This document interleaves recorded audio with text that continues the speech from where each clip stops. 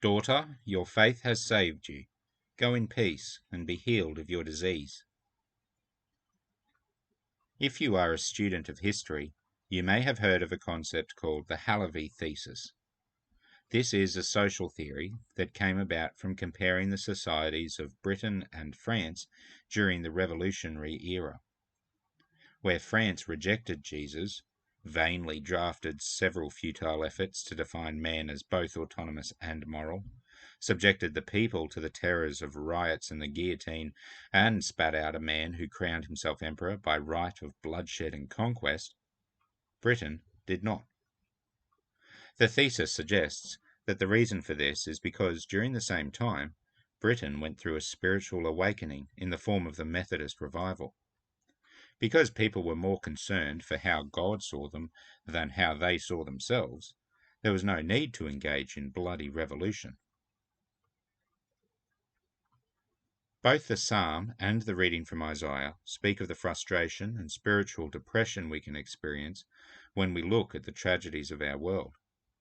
Sometimes the big issues can trigger it. Our governments at all three levels certainly have given God plenty of reason to reject us. Other times it is our personal situation and the circumstances outside our control that affect our lives so completely we spin off the rails and need a compass and a packed lunch to try and find our bearings again. This second situation is what was happening to the bleeding woman and Jairus and his family. The solution to both is the same.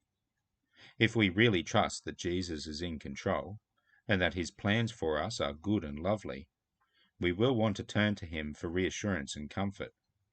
And he never disappoints.